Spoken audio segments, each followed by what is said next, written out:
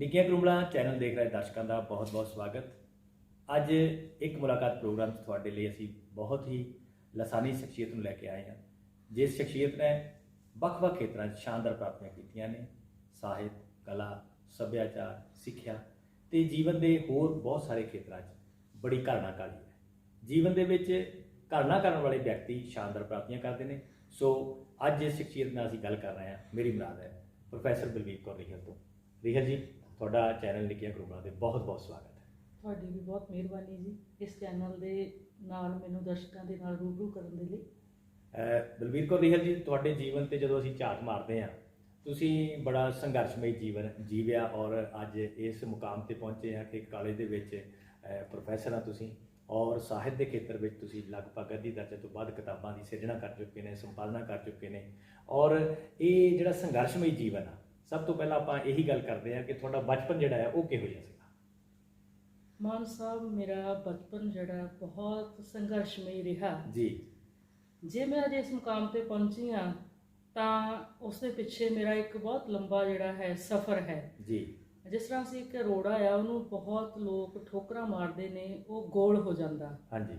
ਇਸ ਤਰ੍ਹਾਂ ਮੈਂ ਜੀਵਨ ਦੇ ਸੰਘਰਸ਼ ਦੇ ਵਿੱਚੋਂ ਨਿਕਲ ਕੇ ਗੋਲ ਹੋ ਗਈ ਹਾਂ ਜੀ। ਜੀ। ਤੇ ਜੇ ਮੈਂ ਉਹ ਸੰਘਰਸ਼ ਛੱਡ ਦਿੰਦੀ ਤੇ ਅੱਜ ਮੈਂ ਤੁਹਾਡੇ ਨਾਲ ਗੱਲ ਨਾ ਕਰ ਰਹੀ ਹੁੰਦੀ ਜੀ। ਨਾ ਹੀ ਮੇਰਾ ਸਾਹਿਤ ਦੇ ਖੇਤਰ ਵਿੱਚ ਕੋਈ ਨਾਂ ਹੁੰਦਾ ਤੇ ਨਾ ਹੀ ਮੈਂ ਐਡੀ ਵੱਡੀ ਸੰਸਥਾ ਸ਼੍ਰੀ ਗੁਰੂ ਗੋਬਿੰਦ ਸਿੰਘ ਖਾਲਸਾ ਕਾਲਜ ਮਾਲਪੁਰ ਵਿੱਚ ਬਤੌਰ ਮੈਂ ਅਸਿਸਟੈਂਟ ਪ੍ਰੋਫੈਸਰ ਜੀ ਜੌਬ ਕਰ ਰਹੀ ਹਾਂ। ਹਾਂਜੀ। ਤੇ ਬੱਚਿਆਂ ਨੂੰ ਰੋਜ਼ਾਨਾ ਪੜ੍ਹਾਉਂਦੀ ਹਾਂ। ਮੈਂ ਕਿੰਨੀਆਂ ਯੂਨੀਵਰਸਿਟੀਆਂ 'ਚ ਜਾਂਦੀ ਹਾਂ। ਮੈਨੂੰ ਪੰਜਾਬ ਦੀ ਕੋਈ ਵੀ ਅਜਿਹੀ ਯੂਨੀਵਰਸਿਟੀ ਨਹੀਂ ਜਿੱਥੇ ਮੈਨੂੰ ਜਾਣ ਦਾ ਮੌਕਾ ਨਾ ਮਿਲਿਆ ਹੋਵੇ। ਔਰ ਇਹ ਸਾਰਾ ਮੇਰੇ ਉਸ ਸੰਘਰਸ਼ ਵਾਲੇ ਜੀਵਨ ਦੇ ਵਿੱਚੋਂ ਹੀ ਹੈ ਕਿ ਮੈਂ ਇਸ ਮੁਕਾਮ ਤੇ ਪਹੁੰਚੀ ਹਾਂ। ਹਾਂਜੀ। ਜਦੋਂ ਤੁਸੀਂ ਪੜ੍ਹਦੇ ਸੀ, ਮੈਨੂੰ ਯਾਦ ਆ ਕਿ ਤੁਸੀਂ ਪ੍ਰਾਇਮਰੀ ਸਿੱਖਿਆ ਪੰਖੜੀਆਂ ਜਿਹੜੇ ਬੋਰਡ ਦੇ ਰਸਾਲੇ ਸੀ ਉਹਨਾਂ 'ਚ ਤੁਸੀਂ ਛਾਪਦੇ ਹੁੰਦੇ ਸੀ। ਹਾਂਜੀ। ਤੇ ਬਚਪਨ ਦੇ ਵਿੱਚ ਤੁਸੀਂ ਕੀ ਲਿਖਿਆ? ਪਹਿਲਾਂ ਸ਼ੁਰੂਆਤ ਤੁਹਾਡੀ ਕਿੱਥੋਂ ਹੁੰਦੀ ਆ? ਮਾਨ ਸਾਹਿਬ, ਇਸ ਤਰ੍ਹਾਂ ਹੈ ਕਿ ਮੈਂ ਸਭ ਤੋਂ ਪਹਿਲਾਂ ਬਾਲ ਸਾਹਿਤ ਤੋਂ ਮੇਰੀ ਸ਼ੁਰੂਆਤ ਹੋਈ ਹੈ। ਜੀ। 6/2/1992 ਨੂੰ ਮੈਂ ਪਹਿਲਾ ਆਰਟੀਕਲ ਲਿਖਿਆ ਸੀ, ਆਓ ਫੁੱਲ ਉਗਾਈਏ। ਜੀ। ਸਾਡਾ ਇਲਾਕਾ ਮਾਲਪੁਰ ਦਾ ਇਲਾਕਾ, ਬਾੜੀਆਂ ਦਾ ਇਲਾਕਾ, ਸੁਭਾਨਪੁਰ ਦਾ ਇਲਾਕਾ, ਜ਼ਿਲ੍ਹਾ ਹੁਸ਼ਿਆਰਪੁਰ, ਇਹ ਸਾਰਾ ਹੀ ਖੂਬਸੂਰਤ ਇਲਾਕਾ ਹੈ। ਜੀ। ਜਦੋਂ ਮੌਸਮ ਆਉਂਦਾ, ਮਟਰਾਂ ਦਾ ਮੌਸਮ ਆਉਂਦਾ, ਬਸੰਤ ਰੁੱਤ ਆਉਂਦੀ ਆ, ਉਸ ਰੁੱਤ ਨੇ ਮੈਨੂੰ ਬੜਾ ਪ੍ਰਭਾਵਿਤ ਕੀਤਾ। ਜੀ। ਔਰ ਉਸ ਰੁੱਤ ਦੇ ਵਿੱਚ ਜਿਹੜੀ ਪ੍ਰਕਿਰਤੀ ਆ, ਪ੍ਰਕਿਰਤੀ ਨੂੰ ਲੈ ਕੇ ਹੀ ਮੈਂ ਸਭ ਤੋਂ ਪਹਿਲਾਂ ਜਿਹੜਾ ਲੇਖ ਲਿਖਿਆ ਸੀਗਾ। ਤੇ ਉਹ ਮੇਰਾ ਲੇਖ ਪੰਖੜੀਆਂ ਔਰ ਪ੍ਰਾਇਮਰੀ ਸਿੱਖਿਆ ਮੈਗਜ਼ੀਨ, ਉਹਨਾਂ ਨੇ ਲਗਾਤਾਰ ਮੈਨੂੰ ਛਾਪਿਆ ਹੈ। ਜੀ। ਬਲਵੀਰ ਕੌਰ ਜੀ, ਮੈਨੂੰ ਯਾਦ ਆ ਤੁਹਾਡੇ ਮਾਤਾ ਜੀ ਸੱਭਿਆਚਾਰ ਦੇ ਨਾਲ ਬੜੇ ਜੁੜੇ ਰਹੇ ਆ ਔਰ ਤੁਸੀਂ ਉਹਨਾਂ ਤੋਂ ਪ੍ਰੇਰਨਾ ਲੈ ਕੇ ਨਿੱਕੀਆਂ ਕਰੂਮਲਾਂ ਦੇ ਵਿੱਚ ਵੀ ਲਿਖਦੇ ਰਹੇ, ਲੜੀਵਾਰ ਲੇਖ ਤੁਸੀਂ ਸੱਭਿਆਚਾਰ ਦੇ। ਉਸ ਵਿਸ਼ੇ ਬਾਰੇ ਤੁਹਾਨੂੰ ਕਿਸ ਤਰ੍ਹਾਂ ਉਹ ਪ੍ਰੇਰਨਾ ਮਿਲੀ ਸੀ ਤੇ ਮਾਤਾ ਜੀ ਨੇ ਦੱਸਿਆ ਤੁਹਾਨੂੰ ਕਿ ਤੁਸੀਂ ਖੁਦ ਹੀ ਉਹ ਮਾਤਾ ਜੀ ਤੋਂ ਪੁੱਛ ਕੇ ਲਿਖਦੇ ਸੀ? ਮਾਨ ਸਾਹਿਬ, ਮੈਂ ਨਿੱਕੀਆਂ ਕਰੂਮਲਾਂ ਭਵਨ ਗਈ ਸੀ। ਜੀ। ਸੈਲਾਨੀ ਸਾਹਿਬ ਆਏ ਉੱਥੇ, ਜਸਦੇਵ ਸਿੰਘ ਜੱਸੋਵਾਲ ਆਏ। ਜੀ। ਉੱਥੇ ਯਾਦ ਆ ਮੈਨੂੰ, ਇਹ 1995 ਦੀ ਗੱਲ ਆ, ਤੇ ਉਹਨਾਂ ਨੇ ਤੁਹਾਨੂੰ ਇੱਕ ਮਧਾਣੀ ਦਿੱਤੀ ਤੇ ਉਹਨਾਂ ਨੇ ਕਿਹਾ ਵੀ ਇਹ ਸਾਡੀ ਜਿਹੜਾ ਪੁਰਾਤਨ ਵਿਰਸਾ, ਵਿਰਾਸਤੀ ਚੀਜ਼ਾਂ ਨੇ। ਜੱਸੋਵਾਲ ਸਾਹਿਬ ਨੇ ਕਿਹਾ, ਸੈਲਾਨੀ ਸਾਹਿਬ ਨੇ ਕਿਹਾ ਕਿ ਇਹ ਪੁਰਾਤਨ ਜਿਹੜਾ ਵਿਰਸਾ ਆ, ਇਹਨੂੰ ਸੰਭਾਲਣ ਦੀ ਜ਼ਰੂਰਤ ਆ। ਜੀ। ਤੁਹਾਡੇ ਤੇ ਤਾਂ ਉਸ ਚੀਜ਼ ਦਾ ਪਤਾ ਨਹੀਂ ਅਸਰ ਹੋਇਆ ਜਾਂ ਨਹੀਂ ਹੋਇਆ। ਦੇਖੋ, ਜਿਹੜਾ ਬਾਲਮਨ ਹੁੰਦਾ ਉਹਦੇ ਤੇ ਕਿਸੇ ਵੇਲੇ ਕੋਈ ਗੱਲ ਬਹੁਤ ਅਸਰ ਕਰਦੀ ਆ। ਤੇ ਉਹ ਮੇਰੇ ਮਨ ਤੇ ਇੰਨੀ ਚੀਜ਼ ਨੇ ਅਸਰ ਕੀਤਾ ਤੇ ਮੈਂ ਘਰ ਆ ਕੇ ਉਹ ਜਿਹੜੀਆਂ ਪੁਰਾਤਨ ਚੀਜ਼ਾਂ ਸਾਡੀਆਂ ਵਿਛੜ ਰਹੀਆਂ ਸੀਗੀਆਂ, ਵਿਸਰ ਚੁੱਕੀਆਂ ਸੀਗੀਆਂ, ਮੈਂ ਉਹਨਾਂ ਤੇ ਲਿਖਣਾ ਸ਼ੁਰੂ ਕਰ ਦਿੱਤਾ। ਜੀ। ਉਹਦੇ ਲਈ ਫਿਰ ਮੇਰੇ ਮਾਤਾ ਜੀ ਵੀ ਮੇਰੇ ਬਹੁਤ ਜਿਹੜੇ ਸਹਿਯੋਗੀ ਰਹੇ ਨੇ, ਉਹਨਾਂ ਦੇ ਕੋਲੋਂ ਮੈਂ ਪੁੱਛਦੀ ਰਹੀ ਹਾਂ। ਮੇਰੇ ਆਂਢ ਗੁਆਂਢ ਦੀਆਂ ਲੇਡੀਜ਼ ਜਿਹੜੀਆਂ ਸੀਗੀਆਂ, ਫਿਰ ਅਜਾਇਬ ਘਰ, ਫਿਰ ਮੇਰਾ ਜਿਹੜੀ ਇੱਕ ਲਗਨ ਲੱਗ ਗਈ ਕਿ ਜਿੰਨੀਆਂ ਵੀ ਸਾਡੀਆਂ ਪੁਰਾਤਨ ਚੀਜ਼ਾਂ ਨੇ ਮੈਂ ਇਹਨਾਂ ਦੇ ਉੱਤੇ ਕੰਮ ਕਰਨਾ ਆ। ਤੇ ਉਹ ਸਾਰੇ ਮੇਰੇ ਜਿਹੜੇ ਸੀ ਲੜੀਵਾਰ ਆਰਟੀਕਲ ਨਿੱਕੀਆਂ ਕਰੂਮਲਾਂ ਨੇ ਛਾਪੇ, ਪੰਜਾਬੀ ਟ੍ਰਿਬਿਊਨ 'ਚ ਛਪੇ, ਉਸ ਤੋਂ ਬਾਅਦ ਜਗਬਾਣੀ 'ਚ ਉਹ ਸਾਰੇ ਪੇਪਰ ਜਿਹੜੇ ਸੀਗੇ ਮੇਰੇ ਲੱਗੇ, ਜਿੰਨਾ ਵੀ ਰਿਸਰਚ ਵਰਕ ਸੀ। ਤੇ ਉਹ ਸਾਰਾ ਕੰਮ ਤਾਂ ਮੇਰਾ ਪਿਆ ਸੀ, ਪਰ ਮੈਂ ਫਿਰ ਉਸ ਸਾਰੇ ਕੰਮ ਨੂੰ ਦੁਬਾਰਾ ਜਿਹੜਾ ਹੈ ਨਿਰਖ ਪਰਖ ਕਰਕੇ ਘੋਖ ਕੀਤੀ ਤੇ ਜਾ ਕੇ 2015 ਦੇ ਵਿੱਚ ਮੇਰੀ ਉਹ ਜਿਹੜਾ ਸਾਰਾ ਕੰਮ ਸੀ ਕਿਤਾਬੀ ਰੂਪ ਦੇ ਵਿੱਚ ਆਇਆ, ਵਿਛੜ ਗਿਆ ਭਰਾਵੋ ਮੇਲਾ, ਉਸ ਕਿਤਾਬ ਦਾ। ਹਾਂਜੀ। ਜਿਹੜਾ ਹੈ ਉਹੀ ਕਾਰਨ ਸੀ ਕਿ ਤੁਸੀਂ ਬਚਪਨ ਜਿਹੜੀਆਂ ਖੋਜਾਂ ਕੀਤੀਆਂ ਸੀ ਸੱਭਿਆਚਾਰਕ ਵਸਤਾਂ ਤੇ, ਉਹ ਤੁਸੀਂ ਉਸ ਕਿਤਾਬ ਸ਼ਾਮਲ ਕੀਤੀ। ਇਹਦੇ ਨਾਲ ਨਾਲ ਤੁਸੀਂ ਬਾਲ ਸਾਹਿਤ ਤੋਂ ਬਾਅਦ ਮਿੰਨੀ ਕਹਾਣੀ ਵੀ ਲਿਖਦੇ ਰਹੇ ਆ, ਕਹਾਣੀ ਵੀ ਲਿਖਦੇ ਆ। ਇਹ ਫਿਰ ਕਿਸ ਤਰ੍ਹਾਂ ਇੱਧਰ ਨੂੰ ਤੁਸੀਂ ਤੁਰੇ? ਮਾਨ ਸਾਹਿਬ, ਜਿਹੜੀ ਬਾਲ ਸਾਹਿਤਾ ਮੈਂ ਉਹਦੀ ਵੀ ਸ਼ੁਰੂਆਤ 1992 'ਚ ਕੀਤੀ। ਜੀ। ਇਸੇ ਤਰ੍ਹਾਂ ਮੈਨੂੰ ਬਚਪਨ ਤੋਂ ਹੀ 8ਵੀਂ ਕਲਾਸ ਤੋਂ ਪੜ੍ਹਨ ਦਾ ਸ਼ੌਂਕ ਪੈਦਾ ਹੋ ਗਿਆ। ਮੈਂ ਬਾੜੀਆਂ ਸਕੂਲ ਪੜ੍ਹਦੀ ਸੀ, ਸਰਕਾਰੀ ਸਕੂਲ, ਹਾਂਜੀ ਤੇ ਉੱਥੇ ਸਾਡੇ ਲਾਇਬ੍ਰੇਰੀ ਹੁੰਦੀ ਸੀ। ਮੈਂ ਸਭ ਤੋਂ ਪਹਿਲਾਂ ਚਿੱਟਾ ਲਹੂ ਨਾਵਲ ਜਿਹੜਾ 8ਵੀਂ ਕਲਾਸ 'ਚ ਪੜ੍ਹ ਲਿਆ ਸੀਗਾ। ਵਾਹ ਜੀ।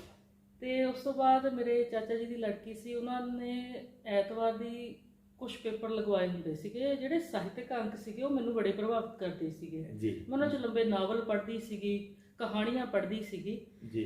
ਤੇ ਇਸੇ ਤਰ੍ਹਾਂ ਮਤਲਬ ਲਿਖਣ ਤੋਂ ਪਹਿਲਾਂ ਤੁਹਾਡੀ ਪੜ੍ਹਨ ਦੀ ਰੁਚੀ ਜਿਹੜੀ ਸਕੂਲ ਦੇ ਵਿੱਚ ਪੈਦਾ ਹੋਈ? ਸਕੂਲ ਦੇ ਵਿੱਚ ਹੀ ਪੈਦਾ ਹੋ ਗਈ ਮੇਰੀ। ਪੜ੍ਹਨ ਤੋਂ ਤੁਸੀਂ ਫਿਰ ਪ੍ਰੇਰਿਤ ਹੋ ਕੇ ਲਿਖਣ ਲੱਗ ਪਏ?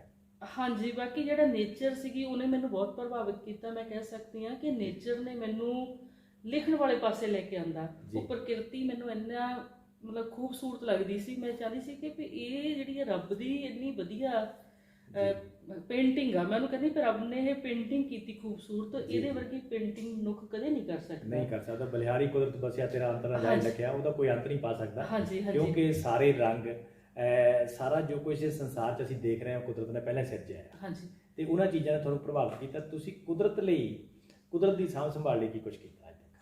ਤੇ ਹਾਂਜੀ, ਕੁਦਰਤ ਦੀ ਸਾਂਭ ਸੰਭਾਲ ਲਈ ਮੈਂ ਦੇਖ ਲਓ ਕਿ ਸ਼ੁਰੂ ਤੋਂ ਹੀ, ਬਚਪਨ ਤੋਂ ਹੀ ਮੈਨੂੰ ਫੁੱਲ ਪੌਦਿਆਂ ਦੇ ਨਾਲ ਬੜਾ ਲਗਾਵ ਸੀ। ਜੀ। ਵੈਸੇ ਸਾਡੀ ਜਿਹੜੀ ਗੱਲ ਆ, ਮੈਂ ਤੁਹਾਨੂੰ ਮਿੰਨੀ ਕਹਾਣੀ ਵਾਲਾ ਜਿਹੜਾ ਕੁਐਸਚਨ ਉਹਦਾ ਆਨਸਰ ਵੀ ਦੁਬਾਰਾ ਦਿੰਦੀ ਆ। ਚਲੋ ਪਹਿਲਾਂ ਆਪਾਂ ਕੁਦਰਤ ਦੀ ਗੱਲ ਕਰ ਲੈਂਦੇ ਆ। ਜੀ। ਤੇ ਬਚਪਨ ਤੋਂ ਲੈ ਕੇ ਹੁਣ ਤੱਕ ਮੇਰਾ ਫੁੱਲਾਂ ਪੌਦਿਆਂ ਨਾਲ ਇੰਨਾ ਪਿਆਰ ਆ। ਹਾਂਜੀ। ਕਿ ਮੈਂ ਹੁਣ ਵੀ ਘਰ ਹਜ਼ਾਰਾਂ ਦੀ ਗਿਣਤੀ ਦੇ ਵਿੱਚ ਬੂਟੇ ਲਾਏ ਹੋਏ ਨੇ। ਜੀ। ਜਦੋਂ ਮੇਰੇ ਕੋਲ ਕੋਈ ਸਾਧਨ ਨਹੀਂ ਸੀਗਾ ਤੇ ਉਸ ਵੇਲੇ ਮੈਂ ਜਿਹੜਾ ਵੇਸਟ ਮਟੀਰੀਅਲ ਸੀ, ਮੈਨੂੰ ਕੋਈ ਵੀ ਛੋਟੀ ਤੋਂ ਛੋਟੀ ਚੀਜ਼ ਮਿਲਦੀ ਸੀ, ਕੋਈ ਢੱਕਣ ਮਿਲ ਗਿਆ, ਕੋਈ ਸ਼ੰਖ ਮਿਲ ਗਿਆ, ਕੋਈ ਡੱਬਾ ਮਿਲ ਗਿਆ, ਉਹ ਮੈਂ ਇੱਕ ਛੋਟਾ ਜਿਹਾ ਮਿੰਨੀ ਗਾਰਡਨ ਬਣਾਇਆ ਹੋਇਆ ਸੀ। ਤੇ ਹੁਣ ਉਹ ਮੇਰਾ ਜਿਹੜਾ ਮਿੰਨੀ ਗਾਰਡਨ ਸੀਗਾ ਵੇਸਟ ਮਟੀਰੀਅਲ ਵਾਲਾ, ਇੱਕ ਵੱਡਾ ਰੂਪ ਲੈ ਚੁੱਕਿਆ ਹੈ। ਦੇਖੋ, ਉਹ ਮੈਂ ਉੱਥੇ ਗੱਲ ਤੁਹਾਡੀ ਲੈਣੀ ਚਾਹੁੰਦਾ ਸੀਗਾ ਵੀ ਤੁਹਾਡੀ ਜਿਹੜੀ ਕੁਦਰਤ ਨਾਲ ਪਿਆਰ ਆ, ਤੁਹਾਡਾ ਬਚਪਨ ਦਾ ਪਿਆਰ ਸੀਗਾ, ਉਹ ਤ੍ਰਿਵੇਣੀ ਰੁੱਖ ਮਿਸ਼ਨ ਅੱਜ ਜਿਹੜਾ ਕਾਇਮ ਹੋ ਚੁੱਕਾ, ਜਿਹੜਾ ਤੁਸੀਂ ਲਗਭਗ ਦੁਆਬੇ ਦੇ ਵਿੱਚ ਉਹਦਾ ਬੜਾ ਵੱਡਾ ਨਾਂ ਆ, ਪੂਰੀ ਦੁਨੀਆ 'ਚ ਉਹਦੀ ਚਰਚਾ ਹੋ ਰਹੀ ਆ। ਇਹ ਤ੍ਰਿਵੇਣੀ ਰੁੱਖ ਮਿਸ਼ਨ ਜਿਹੜਾ, ਇਹ ਉਸ ਚੀਜ਼ ਦੀ ਪ੍ਰੇਰਨਾ ਬਣੀ? ਉਸ ਚੀਜ਼ ਦੀ ਵੀ ਪ੍ਰੇਰਨਾ ਬਣੀ। ਤੇ ਮੈਨੂੰ ਲੱਗ ਰਿਹਾ ਕਿ ਸਾਡਾ ਵਾਤਾਵਰਨ ਬਹੁਤ ਗੰਦਲਾ ਹੋ ਰਿਹਾ, ਸਾਡੇ ਗਲੇਸ਼ੀਅਰ ਪਿਘਲ ਜਾਣਗੇ ਜੀ। ਇੰਨਾ ਮਤਲਬ ਸਾਹ ਲੈਣਾ ਔਖਾ ਹੋ ਗਿਆ ਆ, ਸਾਨੂੰ ਤਾਪਮਾਨ ਇੰਨਾ ਜ਼ਿਆਦਾ ਵੱਧ ਜਾਂਦਾ ਆ ਤੇ ਸਾਨੂੰ ਕਿਸੇ ਨੂੰ ਨਾ ਕਿਸੇ ਨੂੰ ਤਾਂ ਅੱਗੇ ਆਉਣਾ ਹੀ ਪਏਗਾ। ਤੇ ਉਹ ਬਸ ਜਿਹੜਾ ਮੇਰਾ ਕੁਦਰਤ ਪ੍ਰਤੀ ਲਗਾਵ ਆ, ਵਾਤਾਵਰਨ ਪ੍ਰਤੀ ਜਿਹੜੀਆਂ ਤਬਦੀਲੀਆਂ ਆ ਰਹੀਆਂ ਨੇ, ਵਾਤਾਵਰਨ 'ਚ ਤਬਦੀਲੀਆਂ ਆ ਰਹੀਆਂ ਨੇ, ਉਸੇ ਨੇ ਮੈਨੂੰ ਪ੍ਰੇਰਿਤ ਕੀਤਾ।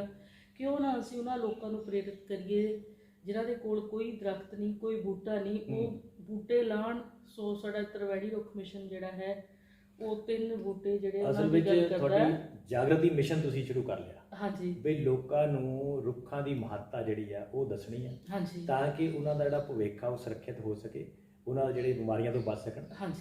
ਅਸਲ ਵਿੱਚ ਜਿਹੜਾ ਤੁਹਾਡਾ ਮਿਸ਼ਨ ਆ, ਦੇਖੋ ਸਾਹਿਤ ਰਾਹੀਂ ਵੀ ਤੁਸੀਂ ਸਰਵਹਿਤ ਦੀ ਗੱਲ ਕਰਦੇ ਆ। ਹਾਂਜੀ। ਤ੍ਰਿਵੇਣੀ ਰੁੱਖ ਮਿਸ਼ਨ ਨਾਲ ਵੀ ਸਰਵਹਿਤ ਦੀ ਗੱਲ ਹੋ ਰਹੀ ਹੈ। ਹਾਂਜੀ। ਤੇ ਅੱਜ ਤੱਕ ਤੁਸੀਂ ਜਿਹੜਾ ਇਸ ਮਿਸ਼ਨ ਦੇ ਤਹਿਤ ਕਦੋਂ ਸ਼ੁਰੂ ਕੀਤਾ ਤੇ ਕਿੰਨੇ ਰੁੱਖ ਲਗਾਤੇ ਨੇ? ਮਾਨ ਸਾਹਿਬ, ਵੈਸੇ ਤਾਂ ਇਹਨਾਂ ਦੀ ਕੋਈ ਗਿਣਤੀ ਨਹੀਂ ਹੈਗੀ ਕਿੰਨੇ ਅਸੀਂ ਜਿਹੜੇ ਦਰਖਤ ਲਾ ਚੁੱਕੇ ਆ ਜੀ, ਕਿਉਂਕਿ ਅਨਲਿਮਟਿਡ ਜਿਹੜੇ ਅਸੀਂ ਬੂਟੇ ਲੋਕਾਂ ਨੂੰ ਦੇ ਰਹੇ ਆ, ਲਗਾਏ ਆ। ਅਸੀਂ ਇਹ ਪਿਛਲੇ ਸਾਲ 2019 ਦੇ ਵਿੱਚ ਸ਼ੁਰੂ ਕੀਤੀ ਸੀਗੀ ਕੰਮ ਦੀ ਸ਼ੁਰੂਆਤ ਜੀ। 19, 20 ਤੇ ਤੁਸੀਂ ਦੇਖ ਲਓ 21 ਚੱਲ ਪਿਆ। ਹਾਂਜੀ। ਤੇ ਅਸੀਂ ਕਦੇ ਪਿੱਛੇ ਮੁੜ ਕੇ ਨਹੀਂ ਦੇਖਿਆ। ਮੈਂ ਦੇਖ ਰਿਹਾ ਸੀ ਲੋਕਡਾਊਨ 'ਚ ਵੀ ਤੁਹਾਡੇ ਬੂਟੇ ਲੱਗ ਰਹੇ ਸੀ, ਬਾਈਪਾਸ ਤੇ ਜਿਹੜਾ ਸ਼ਹੀਦ ਭਗਤ ਸਿੰਘ ਨਗਰ ਦਾ ਨਵੇਂ ਸ਼ਹਿਰ ਦਾ ਬਾਈਪਾਸ ਬਣ ਰਿਹਾ ਸੀਗਾ, ਉਹ ਤੇ ਤੁਸੀਂ ਆਪਣੇ ਸਾਰੇ ਲੈ ਕੇ ਨਾਲ ਸਾਥੀਆਂ ਨੂੰ ਬੂਟੇ ਲਾ ਰਹੇ ਸੀ। ਹਾਂਜੀ, ਉਹਦੇ 'ਚ ਸਾਡੇ ਨਵੇਂ ਸ਼ਹਿਰ ਦੀਆਂ ਕੋਈ 33 ਸੰਸਥਾਵਾਂ ਸੀਗੀਆਂ, ਜਿਨ੍ਹਾਂ ਦੇ ਵਿੱਚੋਂ ਸਾਡਾ ਤ੍ਰਿਵੇਣੀ ਰੁੱਖ ਮਿਸ਼ਨ ਵੀ ਸੀ ਜੀ। ਤੇ ਕੋਈ ਅਸੀਂ 10,000 ਬੂਟਾ ਜਿਹੜਾ ਬਾਈਪਾਸ ਦਾ ਉਹ ਘੇਰਾ ਬਣ ਜਾਂਦਾ 14 ਕਿਲੋਮੀਟਰ ਦਾ ਜੀ, ਮਹਿੰਦੀਪੁਰ ਤੋਂ ਲੰਗੜੋਏ ਤੱਕ। ਹਾਂਜੀ। ਤੇ ਅਸੀਂ ਉਹਦੇ 'ਚ ਜਿਹੜੀ ਜ਼ਿਆਦਾ ਪ੍ਰੈਫਰੈਂਸ ਦਿੱਤੀ ਆ, ਨਿੰਮ ਦੇ ਦਰਖਤਾਂ ਨੂੰ ਦਿੱਤੀ ਆ, ਮੈਡੀਸਨਲ ਪਲਾਂਟ। ਹਾਂਜੀ ਜੀ। ਤੇ ਬਾਕੀ ਜਿੰਨੇ ਆਲੇ ਦੁਆਲੇ ਦੇ ਪਿੰਡ ਸੀ ਉਹਨਾਂ ਦੇ ਵਿੱਚ ਆਪਾਂ ਪਿੱਪਲ, ਬੋੜ, ਜਿਹੜੇ ਸਾਡੇ ਹਾਂਜੀ ਪੁਰਾਣੇ ਦਰਖਤ ਨੇ, ਖਤਮ ਹੋ ਰਹੇ ਨੇ। ਅਸੀਂ ਉਹਨਾਂ ਦੀ ਵੀ ਜਿਹੜੀ ਆ, ਉਹਨਾਂ ਨੂੰ ਜ਼ਿਆਦਾ ਮਤਲਬ ਜਿਹੜਾ ਆ ਪ੍ਰਾਇਓਰਟੀ ਦੇ ਬੇਸ ਤੇ, ਪਹਿਲ ਦੇ ਆਧਾਰ ਤੇ ਆਪਾਂ ਲਗਾਉਣ ਦੀ ਕੋਸ਼ਿਸ਼ ਕੀਤੀ ਆ। ਤੇ ਹੁਣ ਵੀ ਮੇਰੇ ਨਾਲ ਕਾਫੀ ਬੱਚੇ ਜੁੜੇ ਹੋਏ ਨੇ। ਉਹ ਬੱਚੇ ਮੇਰੇ ਆਪਣੇ ਆਪ ਹੀ, ਮੇਰੇ ਵਿਦਿਆਰਥੀ ਜਿਹੜੇ ਨੇ, ਉਹ ਮੇਰੇ ਅਸਲ ਦੇ ਵਿੱਚ ਉਹ ਵੀ ਮੇਰੇ ਛੋਟੇ ਬੂਟੇ ਨੇ। ਉਹਨਾਂ ਦੇ ਅੰਦਰ ਇੱਕ ਜਾਗਰਤੀ ਪੈਦਾ ਹੋ ਗਈ ਹੈ। ਸਾਡੇ ਬਹੁਤ ਸਾਰੇ ਵਿਦਿਆਰਥੀ ਜਿਹੜੇ ਨੇ, ਕਿਉਂਕਿ ਸਾਡਾ ਨਿੱਕੀਆਂ ਕਰੂੜਾ ਚੈਨਲ ਬੱਚਿਆਂ ਦਾ ਚੈਨਲ ਆ, ਇਹਦੇ ਵਿੱਚ ਜਿਹੜਾ ਬੱਚਿਆਂ ਨੂੰ ਤੁਸੀਂ ਕਿਵੇਂ ਪ੍ਰੇਰਨਾ ਦਿੰਦੇ ਆ ਵੀ ਕਿਵੇਂ ਤੁਹਾਡੇ ਨਾਲ ਜੁੜ ਕੇ ਉਹ ਇਸ ਕਾਰਜ ਸ਼ਾਮਲ ਹੋ ਸਕਦੇ ਆ? ਹਾਂਜੀ, ਮੈਂ ਬੱਚਿਆਂ ਨੂੰ ਇਸ ਤਰ੍ਹਾਂ ਹੈ ਕਿ ਉਹਨਾਂ ਨੂੰ ਮੈਂ ਆਪਣੇ ਨਾਲ ਜੋੜ ਲੈਂਦੀ ਹਾਂ ਜੀ। ਤੇ ਮੈਂ ਬੱਚਿਆਂ ਨੂੰ ਇਹੀ ਕਹਾਂਗੀ ਵੀ ਜੇ ਸਾਡਾ ਵਾਤਾਵਰਣ ਨਹੀਂ, ਅਸੀਂ ਸਾਹ ਕਿਵੇਂ ਲੈਣਾ ਆ। ਹਾਂਜੀ ਸਾਨੂੰ ਦੇਖੋ ਬਚਪਨ ਤੋਂ ਲੈ ਕੇ ਜਦੋਂ ਅਸੀਂ ਜੰਮਦੇ ਹਾਂ ਤੇ ਮਰਨ ਤੱਕ ਜੀ ਅਸੀਂ ਦਰਖਤਾਂ ਨਾਲ ਜੁੜੇ ਹੋਏ ਆ। ਹਾਂਜੀ ਬੱਚਾ ਜਦੋਂ ਜੰਮਦਾ ਉਸ ਵੇਲੇ ਪੰਘੂੜੇ 'ਚ ਝੂਟਦਾ, ਉਹ ਵੀ ਲੱਕੜ ਦਾ ਹੁੰਦਾ। ਜਦੋਂ ਸਾਡੀ ਸ਼ਮਸ਼ਾਨ ਘਾਟ ਦੇ ਵਿੱਚ ਅਸੀਂ ਜਾਂਦੇ ਆ ਤੇ ਸਾਡਾ ਜਿਹੜਾ ਕਿਰਿਆ ਕਰਮ ਹੈ ਉਹ ਵੀ ਲੱਕੜਾਂ ਨਾਲ ਕੀਤਾ ਜਾਂਦਾ। ਚਾਹੇ ਸਾਡੇ ਘਰ ਨੇ ਫਰਨੀਚਰ ਆ, ਚਾਹੇ ਅਸੀਂ ਉਹ ਬੇਸ਼ੱਕ ਅਸੀਂ ਸਾਡੇ ਕੋਲ ਅੱਗ ਦਾ ਸਾਧਨ ਗੈਸ ਆ ਗਏ, ਹੋਰ ਸੋਰਸ ਹੋ ਗਏ ਨੇ, ਪਰ ਲੱਕੜੀ ਦਾ ਮਹੱਤਵ ਸਾਡੇ ਲਾਈਫ ਦੇ ਵਿੱਚ ਕਦੇ ਨਹੀਂ ਘਟਿਆ ਤੇ ਨਾ ਹੀ ਘਟਣਾ ਆ। ਜੇ ਸਾਨੂੰ ਇੱਕ ਦਰਖਤ ਜਿਹੜਾ ਆ, ਇੱਕ ਦਰਖਤ ਦੀ ਜ਼ਰੂਰਤ ਆ ਤਾਂ ਉਹਦੀ ਜਗ੍ਹਾ ਸਾਨੂੰ 10 ਬੂਟੇ ਲਾਣੇ ਚਾਹੀਦੇ ਆ ਜੀ। ਤੇ ਮਤਲਬ ਇਹ ਕਹਿਣ ਦਾ ਭਾਵ ਇਹ ਹੈ ਕਿ ਕੱਟਣ ਤੋਂ ਪਹਿਲਾਂ ਸਾਨੂੰ ਲਾਉਣੇ ਚਾਹੀਦੇ ਆ, ਕੱਟਣ ਬਾਰੇ ਤਾਂ ਸੋਚਣਾ ਹੀ ਨਹੀਂ ਚਾਹੀਦਾ ਜੀ। ਤੇ ਤੁਸੀਂ ਦੇਖਿਆ ਹੋਣਾ ਸਾਡੇ ਬਾਈਪਾਸ ਜਿਹੜਾ ਸੜਕਾਂ ਵੱਡੀਆਂ ਹੋ ਰਹੀਆਂ ਨੇ ਔਰ ਪੰਜਾਬ ਗਵਰਨਮੈਂਟ ਨੇ ਇੰਨੀ ਤਾਦਾਦ ਵਿੱਚ ਦਰਖਤ ਕੱਟ ਦਿੱਤੇ ਔਰ ਮੈਂ ਤੁਹਾਨੂੰ ਦੱਸਾਂ ਉਹ ਕਦੇ ਘਾਟਾ ਪੂਰਾ ਨਹੀਂ ਹੋ ਸਕਦਾ। ਮੈਨੂੰ ਤਾਂ ਉਹ ਜਦੋਂ ਵੱਡੀਆਂ ਵੱਡੀਆਂ ਮਸ਼ੀਨਾਂ ਉਹਨਾਂ ਨੂੰ ਕੱਟ ਰਹੀਆਂ ਸੀ ਦਰਖਤਾਂ ਨੂੰ, ਮੈਨੂੰ ਦੇਖ ਕੇ ਰੋਣਾ ਆਉਂਦਾ ਸੀ ਔਰ ਮੈਂ ਰਾਤ ਨੂੰ ਮਤਲਬ ਕਈ ਵਾਰੀ ਤਾਂ ਸੌਂ ਵੀ ਨਹੀਂ ਸਕਦੀ ਸੀਗੀ। ਤੇ ਉਹੀ ਜਿਹੜਾ ਸੀਗਾ ਚੀਜ਼ ਉਹਨੇ ਮੈਨੂੰ ਬਹੁਤ ਜ਼ਿਆਦਾ ਅੰਦਰੋਂ ਹਲੂਣਾ ਦਿੱਤਾ। ਮੇਰੀ ਜਿਹੜੀ ਆਤਮਾ ਹੈ, ਮੈਂ ਸੰਵੇਦਨਸ਼ੀਲ ਆ ਤੇ ਉਸ ਚੀਜ਼ ਨੇ ਮੈਨੂੰ ਬਹੁਤ ਟੁੰਬਿਆ ਤੇ ਮੇਰਾ ਹੋ ਸਕਦਾ ਮੈਂ ਚਾਹੁੰਦੀ ਹਾਂ ਕਿ ਮੈਂ ਨੇਚਰ ਦੇ ਵਿੱਚ ਹੀ ਜਿਹੜੇ ਆ ਪ੍ਰਾਣ ਤਿਆਗਾ, ਇਹ ਮੇਰੇ ਜੀਵਨ ਜਿਹੜਾ ਆ ਉਹ ਨੇਚਰ ਨੂੰ ਸਮਰਪਿਤ ਹੋ ਜਾਵੇ। ਜੇ ਕੁਦਰਤ ਹੈ ਤਾਂ ਮਨੁੱਖ ਹੈ, ਕੁਦਰਤ ਤੋਂ ਬਗੈਰ ਮਨੁੱਖ ਕਦੇ ਵੀ ਨਹੀਂ ਹੋ ਸਕਦਾ। ਦੇਖੋ ਜਿਹੜੀ ਅਸਲੀ ਸਾਡੀ ਮੁੱਢ ਆ, ਸਾਡਾ ਜੀਵਨ ਆ, ਕਿਉਂਕਿ ਇਹੀ ਧਰਤੀ ਸਾਡੀ ਮਾਂ ਆ। ਕਿਉਂਕਿ ਗੁਰੂ ਸਾਹਿਬ ਨੇ ਸਾਨੂੰ ਕਿਹਾ ਪਵਨ ਗੁਰੂ ਪਾਣੀ ਪਿਤਾ ਮਾਤਾ ਧਰਤ। ਇਹ ਜਿਹੜੀ ਮਹੱਤਵ ਸੀਗਾ ਦੇਖੋ ਉਹਨੇ 550 ਸਾਲ ਪਹਿਲਾਂ ਸਾਨੂੰ ਦੱਸਿਆ ਸੀ, ਲੇਕਿਨ ਅਸੀਂ ਉਹਨਾਂ ਦੇ ਉਪਦੇਸ਼ਾਂ ਨੂੰ ਸੁਣਿਆ ਸੁਣਾਇਆ ਲੇਕਿਨ ਅਪਣਾਇਆ ਨਹੀਂ। ਇਸ ਕਰਕੇ ਇਹਨਾਂ ਸਮੱਸਿਆਵਾਂ ਦੀ ਸਾਨੂੰ ਰੂਬਰੂ ਹੋਣਾ ਪਿਆ। ਤੁਸੀਂ ਇਹਨਾਂ ਸਮੱਸਿਆਵਾਂ ਦੇ ਹੱਲ ਲਈ ਬੜੇ ਸ਼ਾਨਦਾਰ ਕਾਰਜ ਕੀਤਾ ਔਰ ਕਰ ਰਹੇ ਆ। ਇਹ ਸੀਗਾ ਤੁਹਾਡਾ ਤ੍ਰਿਵੇਣੀ ਰੁੱਖ ਮਿਸ਼ਨ। ਦੂਜਾ ਤੁਹਾਡਾ ਜਿਹੜਾ ਸਾਹਿਤਕ ਖੇਤਰ ਆ ਉਹਦੇ ਵਿੱਚ ਤੁਸੀਂ ਕਹਾਣੀ ਖੇਤਰ 'ਚ ਕਿੰਨਾ ਕੰਮ ਕਰ ਲਿਆ ਅੱਜ ਤੱਕ? ਹਾਂਜੀ ਮਾਨ ਸਾਹਿਬ, ਅਸੀਂ ਪਹਿਲਾਂ ਵੀ ਗੱਲ ਕੀਤੀ ਸੀ ਕਿ ਮੈਂ ਮਿੰਨੀ ਕਹਾਣੀ ਜਿਹੜੀ ਉਹ ਕਿਵੇਂ ਲਿਖਣੀ ਸ਼ੁਰੂ ਕੀਤੀ 1992 ਦੇ ਵਿੱਚ ਹੀ, ਜਦੋਂ ਮੈਨੂੰ ਅਖਬਾਰਾਂ ਪੜ੍ਹਨ ਦਾ ਬਹੁਤ ਸ਼ੌਂਕ ਸੀਗਾ। ਪਾਠਕ ਸੀ ਤੁਸੀਂ ਪਹਿਲਾਂ? ਮੈਂ ਪਾਠਕ, ਕਿਤਾਬਾਂ ਦੀ ਵੀ ਪਾਠਕ ਸੀ, ਅਖਬਾਰਾਂ ਵੀ ਪੜ੍ਹਦੀ ਸੀ ਜੀ। ਸਾਡੇ ਇੱਕ ਟੀਚਰ ਸੀਗੇ, ਉਹ ਕਹਿੰਦੇ ਵੀ ਦੇਖੋ ਔਰਤਾਂ ਜਿਹੜੀਆਂ ਉਹ ਅਖਬਾਰ ਨਹੀਂ ਪੜ੍ਹਦੀਆਂ ਜੀ, ਤੇ ਪਰ ਮੈਂ ਅਖਬਾਰ ਉਸ ਤੋਂ ਪਹਿਲਾਂ ਹੀ ਪੜ੍ਹਦੀ ਸੀਗੀ। ਤੇ ਮੈਂ ਸਕੂਲ 'ਚ ਪੜ੍ਹਦੀ ਸੀਗੀ ਤੇ ਜਦੋਂ ਮੈਂ government girl senior secondary school Malpur ਪੜ੍ਹਦੀ ਸੀ, ਉਦੋਂ ਇੱਕ ਅਖਬਾਰ ਦੇ ਵਿੱਚ ਮੁਕਾਬਲੇ ਦਾ ਆਇਆ, ਮਤਲਬ ਇੱਕ ਨਿਊਜ਼ ਆਈ, ਉਹਨਾਂ ਨੇ ਦਿੱਤੀ ਕਿ ਇਸ਼ਤਿਹਾਰ ਟਾਈਪ ਸੀਗਾ ਕਿ ਤੁਸੀਂ ਆਪਣੀ ਕਹਾਣੀਆਂ ਭੇਜੋ। ਮੇਰੀ ਇੱਕ ਦੋਸਤ ਸੀਗੀ ਜੀ ਅੰਜਨਾ ਜੀ, ਮੈਂ ਉਹਦੇ ਨਾਲ ਗੱਲ ਕਰਦੀ ਹਾਂ, ਮੈਂ ਕਿਹਾ ਸਾਨੂੰ ਉਸ ਵੇਲੇ ਕੋਈ ਵੀ ਕਹਾਣੀ ਬਾਰੇ ਪਤਾ ਨਹੀਂ ਸੀਗਾ ਤੇ ਅਸੀਂ ਦੋਹਾਂ ਜਣੀਆਂ ਨੇ ਗੱਲਬਾਤ ਕੀਤੀ, ਅਖਬਾਰ ਪੜ੍ਹ ਕੇ ਸੋਚਣ ਲੱਗ ਪਏ ਵੀ ਕਹਾਣੀ ਕੀ ਹੁੰਦੀ ਆ। ਤੇ ਅਸੀਂ ਨਾ ਇੱਕ ਗਰੀਬੀ ਕਹਾਣੀ ਲਿਖੀ। ਉਹ ਅਜਿਹੀ ਲੜਕੀ ਦੀ ਕਹਾਣੀ ਸੀਗੀ ਜਿਸ ਦਾ ਰਿਸ਼ਤਾ, ਉਹ ਵਾਕਈ ਘਟਨਾ ਇੱਥੇ ਬੰਬੇਲੀ ਪਿੰਡ ਦੇ ਵਿੱਚ ਵਾਪਰੀ ਸੀਗੀ। ਤੇ ਉਹ ਉਹਨਾਂ ਨੇ ਘਰਦਿਆਂ ਨੇ ਕੀ ਕੀਤਾ, ਇੱਕ ਲੜਕੀ ਦਾ ਰਿਸ਼ਤਾ ਇੱਕ ਵਿਦੇਸ਼ੀ ਲੜਕੇ ਨਾਲ ਕਰ ਦਿੱਤਾ ਜਿਹੜਾ ਕਿ ਬਾਹਰੋਂ ਆਇਆ ਸੀਗਾ। ਉਹ ਕੁੜੀ ਦਾ ਪਹਿਲਾਂ ਕਿਤੇ ਹੋਰ ਰਿਸ਼ਤਾ ਹੋਇਆ ਸੀਗਾ, ਉਹ ਲੜਕਾ ਅਪਾਹਜ ਸੀਗਾ ਜਿਹਦਾ ਰਿਸ਼ਤਾ ਕਰ ਦਿੱਤਾ। ਉਹ ਅਸੀਂ ਦੋਵਾਂ ਜਣੇ ਨੇ ਗੱਲਬਾਤ ਕੀਤੀ ਤੇ ਅਸੀਂ ਉਹ ਕਹਾਣੀ ਮਤਲਬ ਜਿਹੜੀ ਆ ਬਣਾ ਦਿੱਤੀ ਤੇ ਪੰਜਾਬੀ ਪ੍ਰਚਾਰ ਕੇਂਦਰ ਜਲੰਧਰ ਵੱਲੋਂ ਉਹ ਮੁਕਾਬਲਾ ਕਰਵਾਇਆ ਗਿਆ ਤੇ ਉੱਥੇ ਮੇਰੀ ਜੀ ਕਹਾਣੀ ਪਹਿਲੇ ਨੰਬਰ ਤੇ ਆਈ ਜੀ। ਤੇ ਮੈਨੂੰ ਮਤਲਬ ਤੁਹਾਡੇ ਜਦੋਂ ਪਹਿਲੀ ਕਹਾਣੀ ਲਿਖੀ ਤੇ ਪਹਿਲੀ ਕਹਾਣੀ ਮੁਕਾਬਲਾ ਜੇਤੂ ਬਣ ਗਈ ਜੀ। ਤੇ ਉਹ ਅਗਸਤ ਦੇ ਤੁਹਾਨੂੰ ਫਿਰ ਬੜਾ ਉਤਸ਼ਾਹ ਮਿਲਿਆ ਹੋਣਾ, ਮੈਂ ਤਾਂ ਹੁਣ ਕਹਾਣੀਆਂ ਲਿਖਣ ਲੱਗ ਪੈਣਾ। ਹਾਂਜੀ, ਫਿਰ ਉਹ ਹੌਲੀ ਹੌਲੀ ਕੀ ਕੀਤਾ, ਮੈਂ ਮਤਲਬ ਬਹੁਤ ਕਹਾਣੀਆਂ ਲਿਖੀਆਂ। ਜਿੰਨੇ ਵੀ ਸਾਡੇ ਉਸ ਵੇਲੇ ਦੇ ਚਰਚਿਤ ਅਖਬਾਰ ਸੀਗੇ ਉਹ ਸਾਰੇ 'ਚ ਮੈਂ ਛਪਦੀ ਰਹੀ ਹਾਂ। ਬਹੁਤ ਕਹਾਣੀਆਂ ਮੇਰੀਆਂ ਛਪੀਆਂ। ਮਤਲਬ ਮੇਰੀ ਜਿਹੜੀਆਂ ਸਮਾਜਿਕ ਸਮੱਸਿਆਵਾਂ ਸੀਗੀਆਂ ਉਹਨਾਂ ਦੇ ਵੱਲ ਮੈਂ ਦੇਖਦੀ ਸੀ ਵੀ ਬਜ਼ੁਰਗਾਂ ਨਾਲ ਕੀ ਹੋ ਰਿਹਾ ਆ। ਸਾਡੇ ਲੋਕ ਜਿਹੜੇ ਸ਼ਰਾਧ ਕਰਦੇ ਨੇ, ਬਜ਼ੁਰਗਾਂ ਨੂੰ ਦੇਖਦੇ ਨੇ, ਹਾਂਜੀ, ਉਹ ਜਿੰਨੇ ਵੀ ਵਹਿਮ ਭਰਮ ਸੀਗੇ ਉਹ ਸਾਰੀਆਂ ਮੇਰੀਆਂ ਕਹਾਣੀਆਂ ਦਾ ਵਿਸ਼ਾ ਬਣੇ। ਅਸਲ ਵਿੱਚ ਤੁਸੀਂ ਨਵੀਂ ਜਿਹੜੀ ਜਨਰੇਸ਼ਨ ਆ, ਨੌਜਵਾਨ ਪੀੜ੍ਹੀ ਆ, ਉਹਨਾਂ ਨੂੰ ਜਿਹੜੀ ਨੈਤਿਕਤਾ ਸਿਖਾ ਰਹੇ ਆਪਣੀਆਂ ਕਹਾਣੀਆਂ 'ਚ। ਹਾਂਜੀ, ਮੇਰਾ ਮੇਨ ਇਹੀ ਸੀਗਾ ਵੀ ਦੇਖੋ ਅਸੀਂ ਕਹਿੰਦੇ ਗੁਰਦੁਆਰੇ ਜਾਣਾ ਆ, ਅਸੀਂ ਪਾਠ ਪੂਜਾ ਕਰਨਾ, ਘਰ ਤਾਂ ਤੁਹਾਡੇ ਬਜ਼ੁਰਗ ਜਿਹੜੇ ਨੇ ਉਹ ਭੁੱਖੇ ਬੈਠੇ ਨੇ, ਪਾਣੀ ਦਾ ਗਲਾਸ ਮੰਗ ਰਹੇ ਨੇ। ਫਿਰ ਮੈਂ ਇੱਕ ਸਿੰਬਲ ਵਰਤਿਆ ਇਸੇ ਤਰ੍ਹਾਂ ਡੱਬੂ ਕੁੱਤੇ ਦਾ। ਉਹ ਬਜ਼ੁਰਗ ਜਿਹੜਾ ਆ ਉਹਨੂੰ ਮਹਿਸੂਸ ਹੁੰਦਾ ਕਿ ਮੈਂ ਤਾਂ ਇਸ ਕੁੱਤੇ ਦੇ ਬਰਾਬਰ ਆ। ਤੇ ਇਸ ਤਰ੍ਹਾਂ ਕਰਕੇ ਉਹ ਮੇਰੀਆਂ ਕੋਈ 78 ਦੇ ਕਰੀਬ ਕਹਾਣੀਆਂ ਸੀਗੀਆਂ ਜਿਨ੍ਹਾਂ ਨੂੰ ਮੈਂ 2004 ਦੇ ਵਿੱਚ ਉਹ ਮੇਰੀ ਕਿਤਾਬ ਛਪੀ, ਹਾਂਜੀ। 2 ਕਦਮ ਜੀ। ਉਸ ਤੋਂ ਬਾਅਦ ਵੀ ਫਿਰ ਮੈਂ ਕਹਾਣੀ ਲਿਖੀ, ਮਿੰਨੀ ਕਹਾਣੀ ਲਿਖੀ, ਪਰ ਮੇਰੇ ਜਿਹੜੇ ਮਤਲਬ ਪਾਠਕ ਸੀਗੇ ਜਾਂ ਆਲੋਚਕ ਸੀ, ਹਾਂਜੀ। ਉਹਨਾਂ ਨੇ ਮੈਨੂੰ ਇਹ ਕਿਹਾ ਕਿ ਤੇਰੇ ਅੰਦਰ ਤਾਂ ਵੱਡੀ ਕਹਾਣੀ ਦੇ ਤੱਤ ਪਏ ਨੇ ਜੀ।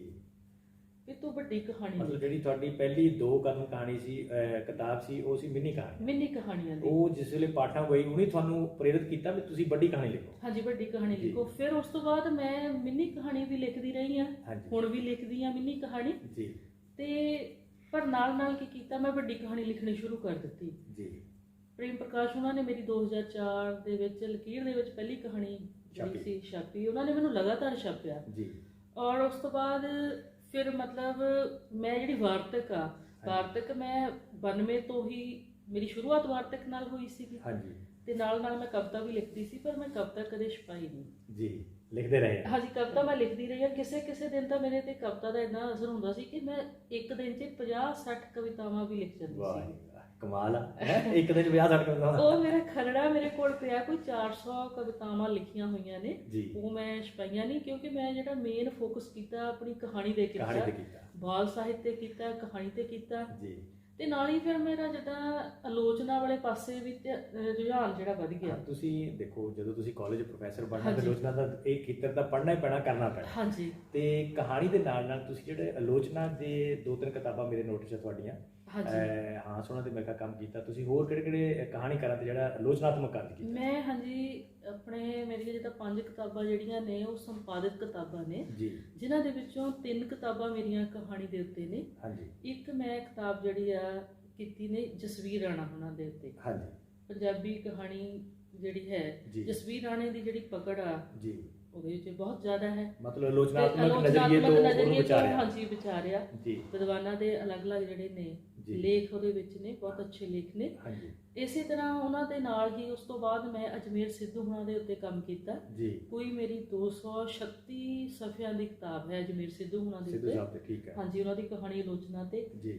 ਤੇ ਰੀਸੈਂਟਲੀ ਆ 2020 ਦੇ ਵਿੱਚ ਹੀ ਮੈਂ ਕਹਾਣੀ ਦੇ ਉੱਤੇ ਕਿਤਾਬ ਐਡਿਟ ਕੀਤੀ ਹੈ, ਸੰਪਾਦਿਤ ਕੀਤੀ ਹੈ। ਉਹ ਮੇਰੇ ਜਿਹੜੇ ਵਿਦਿਆਰਥੀ ਨੇ। ਜੀ। ਅਸਲ ਦੇ ਵਿੱਚ ਮੈਂ ਜਦੋਂ ਕਾਲਜ ਵਿੱਚ ਆਈ ਹਾਂ ਤੇ ਮੈਂ ਸ਼ੁਰੂ ਤੋਂ ਹੀ ਲਿਟਰੇਰੀ ਜਿਹੜੀਆਂ ਆਈਟਮਸ ਨੇ ਉਹੀ ਬੱਚਿਆਂ ਨੂੰ ਤਿਆਰ ਕਰਵਾਉਂਦੀ ਹਾਂ। ਤੁਹਾਡਾ ਜਿਹੜਾ ਸ਼ੌਕ ਆ, ਤੁਹਾਡਾ ਜਿਹੜਾ ਬਚਪਨ ਦਾ ਜਿਹੜਾ ਪਿਆਰ ਆ, ਉਹ ਸਾਹਿਤ ਨਾਲ ਆ, ਬੱਚਿਆਂ ਨਾਲ। ਹਾਂਜੀ, ਬੱਚਿਆਂ ਤੇ ਨਾਲ। ਤੁਸੀਂ ਜਿਸਲੇ ਕਾਲਜ 'ਚ ਪ੍ਰੋਫੈਸਰ ਬਣ ਗਏ, ਕਾਲਜ ਦੇ ਵਿੱਚ ਤੁਸੀਂ ਉਹ ਬੀਜ ਪੈਦਾ ਕਰਨੇ ਸ਼ੁਰੂ ਕਰਤੇ ਹਾਂਜੀ। ਜਿੱਦਾਂ ਤੁਹਾਡੇ ਬਚਪਨ 'ਚ ਪੈਦਾ ਹੋਏ ਸੀ। ਹਾਂਜੀ। ਤੇ ਤੁਸੀਂ ਜਿਹੜਾ ਹੁਣ ਆ ਗੱਲ ਕੀਤੀ ਆ, ਜਿਹੜੀ ਹੁਣੇ ਕਿਤਾਬ ਤੁਹਾਡੀ ਆਈ ਆ ਬੱਚਿਆਂ ਦੇ ਨਾਲ, ਹਾਂਜੀ, ਕਮਰਾ ਨੰਬਰ 302 302 ਤੇ ਹੋਰ ਕਹਾਣੀਆਂ, ਹਾਂਜੀ, ਉਹ ਤੁਹਾਡੇ ਵਿਦਿਆਰਥੀ ਨੇ। ਹਾਂਜੀ, ਜਿਨ੍ਹਾਂ ਵਿਦਿਆਰਥੀਆਂ ਨੇ ਤੁਹਾਡੇ ਕੋਲ ਪਹਿਲਾਂ ਪੜ੍ਹਿਆ, ਹਾਂਜੀ, ਤੁਸੀਂ ਉਹਨਾਂ ਨੂੰ ਪ੍ਰੇਰਨਾ ਦਿੱਤੀ, ਉਹਨਾਂ ਨੂੰ ਹਾਂਜੀ। ਮੁਕਾਬਲੇ ਲਈ ਤਿਆਰ ਕੀਤਾ, ਔਰ ਹਾਂਜੀ। ਮੁਕਾਬਲਿਆਂ 'ਚ ਉਹਦੀ ਪੋਜੀਸ਼ਨਾਂ ਹਾਸਲ ਕੀਤੀਆਂ, ਹਾਂਜੀ, ਔਰ ਉਹ ਅੱਜ ਸਾਹਿਤਕਾਰ ਬਣ ਗਏ ਨੇ, ਕਹਾਣੀਕਾਰ ਬਣ ਗਏ ਨੇ, ਉਹਨਾਂ ਦੀਆਂ ਕਿਤਾਬਾਂ ਛਪਦੀਆਂ। ਹਾਂਜੀ। ਇਹ ਤੁਹਾਡੇ ਜਿਹੜੇ ਇਸ ਫੀਲਡ ਵਾਲੇ ਬੱਚੇ ਆ, ਉਹ ਕਿੰਨੇ ਆ? ਤੁਸੀਂ ਦੇਖੋ, ਮੇਰੇ ਇਸ ਫੀਲਡ ਵਾਲੇ ਬਹੁਤ ਬੱਚੇ ਨੇ, ਕਿਉਂਕਿ ਮੈਂ ਜਦ ਤੋਂ 2003 ਤੋਂ ਮੈਂ ਕਾਲਜ 'ਚ ਆਈ ਹਾਂ, ਉਦੋਂ ਤੋਂ ਹੀ ਮੈਂ ਬੱਚਿਆਂ ਨੂੰ ਕਹਾਣੀ ਲਈ ਤਿਆਰ ਕਰਵਾਉਂਦੀ ਹਾਂ, ਜੀ। ਕਵਿਤਾ ਲਈ ਤਿਆਰ ਕਰਵਾਉਂਦੀ ਹਾਂ, ਜੀ। ਲੇਖ ਲਿਖਣ ਲਈ ਤਿਆਰ ਕਰਵਾਉਂਦੀ ਹਾਂ, ਜੀ। ਕਾਵਿ ਉਚਾਰਨ ਲਈ ਤਿਆਰ ਕਰਵਾਉਂਦੀ ਹਾਂ। ਤੁਸੀਂ ਉਹਨਾਂ ਨੂੰ ਮੁਕਾਬਲਿਆਂ 'ਚ ਜਾਂਦੇ ਆ, ਜਿਹੜੇ ਯੂਥ ਮੁਕਾਬਲੇ 'ਚ, ਫੈਸਟੀਵਲ ਹੁੰਦੇ ਆ, ਹਾਂਜੀ। ਹੋਰ ਬਾਹਰ ਮੁਕਾਬਲੇ ਹੁੰਦੇ ਜਿਹੜੇ ਉਹਨਾਂ 'ਚ ਭੇਜਦੇ ਆ। ਹਾਂਜੀ, ਬੇਸ਼ੱਕ ਮੇਰੀ ਕੋਈ ਹੋਰ ਵੀ ਡਿਊਟੀ ਲੱਗ ਜਾਂਦੀ ਹੈ, ਬਟ ਮੈਂ ਉਹ ਕਹਿ ਦਿੰਦੀ ਹਾਂ ਕਿ ਮੈਨੂੰ ਇਹ ਡਿਊਟੀ ਨਾ ਦਿਓ ਤੁਸੀਂ, ਜੀ। ਪਲੀਜ਼ ਤੁਸੀਂ ਮੈਨੂੰ ਜਿਹੜੀਆਂ ਮੇਰੀਆਂ ਲਿਟਰੇਰੀ ਆਈਟਮਸ ਕ੍ਰੀਏਟਿਵ ਕੰਮ ਦਿਓ। ਕ੍ਰੀਏਟਿਵ ਕੰਮ ਦਿਓ, ਕਿਉਂਕਿ ਮੈਂ ਬੱਚਿਆਂ ਨੂੰ ਪੋਲਿਸ਼ ਕਰਦੀ ਹਾਂ। ਜੀ। ਤੁਸੀਂ ਦੇਖੋ, ਜਗਜੀਵਨ ਮੀਤ ਹਾਂਜੀ। ਇਸ ਵੇਲੇ ਬਹੁਤ ਵਧੀਆ ਪੋਇਟ ਆ। ਜੀ। ਉਹ ਮਤਲਬ ਮੇਰੀ ਹੀ ਕਹਿ ਸਕਦੇ ਹੱਥਾਂ ਚੋਂ ਨਿਕਲਿਆ ਆ, ਮੈਨੂੰ ਜੀ। ਬੜਾ ਮਾਣ ਵਾ। ਮਾਣ ਹੈ ਇਹਦੇ ਤੇ। ਤੁਸੀਂ ਹੋਰ ਦੇਖ ਸਕਦੇ ਆ, ਸੁਖਮਨ ਆ, ਰੋਹਿਮ ਸੈਣੀ ਆ, ਜੀ। ਕੁੜੀ ਰਜਮੀਤ ਆ, ਜੀ। ਆਪਣੇ ਕਾਫੀ ਸਾਰੇ ਬੱਚੇ ਨੇ, ਬਹੁਤ ਬੱਚੇ ਜਿਹੜੇ ਤੁਹਾਡੇ ਕੋਲ ਪੜ੍ਹ ਕੇ ਕਿਤਾਬਾਂ ਲਿਖਣ ਲੱਗ ਪਏ। ਕਿਤਾਬਾਂ ਲਿਖਣ ਲੱਗ ਪਏ ਨੇ। ਉਹਨਾਂ ਦਾ ਇੱਕ ਮੁਕਾਮ ਉਹਨਾਂ ਨੇ ਬਣਾ ਲਿਆ ਆਪਣਾ ਸਾਇੰਸ ਦੇ ਖੇਤਰ ਦੇ ਵਿੱਚ। ਅਧਿਆਪਕ ਲਈ ਇਹ ਬਹੁਤ ਵੱਡੀ ਪ੍ਰਾਪਤੀ ਹੁੰਦੀ ਆ ਕਿ ਉਹਦੇ ਬੱਚੇ ਮੁਕਾਮ ਤੇ ਪਹੁੰਚਣ। ਹਾਂਜੀ। ਤੁਸੀਂ ਦੇਖੋ, ਉਹਨਾਂ ਨੂੰ ਸਿਰਫ ਕੱਲੀ ਸਿੱਖਿਆ ਨਹੀਂ ਦੇ ਰਹੇ, ਤੁਸੀਂ ਸਾਹਿਤ ਦੇ ਖੇਤਰ 'ਚ ਉਹਨਾਂ ਨੂੰ ਕਾਮਯਾਬ ਇਨਸਾਨ ਵੀ ਬਣਾ ਰਹੇ ਆ। ਹਾਂਜੀ, ਮੈਂ ਇਸ ਤਰ੍ਹਾਂ ਨਹੀਂ ਕਿਹਾ ਕਿ ਉਹਨਾਂ ਨੂੰ ਇੱਕ ਦਿਨ ਕੰਪੀਟੀਸ਼ਨ ਤੇ ਲੈ ਗਏ। ਜੀ। ਮੈਂ ਉਸ ਤੋਂ ਬਾਅਦ ਕੀਆ, ਉਹਨਾਂ ਬੱਚਿਆਂ ਨੂੰ ਕੰਪੀਟੀਸ਼ਨ ਤੇ ਨਹੀਂ ਲੈ ਜਾ ਕੇ ਛੱਡ ਦਿੱਤਾ। ਮੈਂ ਉਹਨਾਂ ਨੂੰ ਪੂਰਾ ਸਾਲ, ਉਹ ਜਦੋਂ ਕਾਲਜ ਛੱਡ ਜਾਂਦੇ ਮਤਲਬ ਲਗਾਤਾਰ ਉਹਨਾਂ ਦੀ ਸਕੂਲਿੰਗ ਚੱਲਦੀ ਲਗਾਤਾਰ ਹੈ। ਉਹਨਾਂ ਦੀ ਸਕੂਲਿੰਗ ਚੱਲਦੀ ਆ। ਜੀ। ਇਸੇ ਤਰ੍ਹਾਂ ਮੈਂ ਉਹਨਾਂ ਦਾ ਇੱਕ ਮਤਲਬ ਮੇਰੇ ਹੀਰੇ ਮੋਤੀ ਲਾਲ, ਮੈਂ ਇੱਕ ਗਰੁੱਪ ਬਣਾਇਆ ਹੋਇਆ ਅੱਛਾ ਆ। ਅੱਛਾ। ਤੇ ਇਸੇ ਤਰ੍ਹਾਂ ਬਲਵੀਰ ਕੌਰ ਰਿਜਲ ਸਾਹਿਤ ਸਕੂਲ ਹੈ, ਜੀ। ਉਹਦੇ ਵਿੱਚ ਉਹ ਬੱਚੇ ਮੇਰੇ ਨਾਲ ਲਗਾਤਾਰ ਜੁੜੇ ਨੇ। ਜੀ।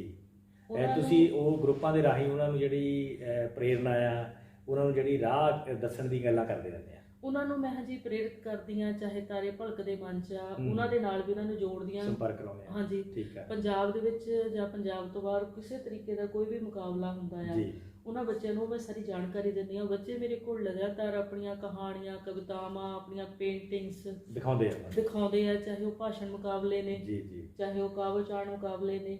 ਜੀ, ਦੇਖੋ ਕੱਲੀ ਤੁਸੀਂ ਉਹਨਾਂ ਨੂੰ ਸੂਚਨਾ ਨਹੀਂ ਦੇ ਰਹੇ, ਸਗੋਂ ਤੁਸੀਂ ਰਾਹ ਵੀ ਦੱਸ ਰਹੇ ਵੀ ਇਸ ਰਾਹ ਦੇ ਤੁਰ ਕੇ ਤੁਸੀਂ ਇੱਥੇ ਪਹੁੰਚ ਸਕਦੇ ਹੋ। ਇਹ ਤੁਹਾਡੀ ਬੜੀ ਵੱਡੀ ਪ੍ਰਾਪਤੀਆਂ 'ਚ ਸ਼ਾਮਲ ਹੋਇਆ ਕਿ ਉਹ ਬੱਚਿਆਂ ਨੇ ਮੁਕਾਮ ਵੀ ਹਾਸਲ ਕਰ ਲਿਆ। ਇਹ ਜਿਹੜੀ ਤੁਸੀਂ ਖੁਦ ਰਚਨਾ ਕਰਦੇ ਆ, ਤੁਹਾਡੀ ਜਿਹੜੀ ਖੁਦ ਦੀ ਸਿਰਜਣਾ ਆ, ਉਹਦੇ ਵਾਸਤੇ ਤੁਹਾਨੂੰ ਕਿਹੋ ਜਿਹਾ ਸਮਾਂ ਚਾਹੀਦਾ? ਕਿਸ ਵੇਲੇ ਸਿਰਜਣਾ ਹੁੰਦੀ? ਤੁਸੀਂ ਤਾਂ ਕਿਹਾ ਵੀ ਇੱਕ ਦਿਨ 'ਚ ਮੈਂ 40-50 ਕਵਿਤਾਵਾਂ ਲਿਖ ਦਿੰਦਾ।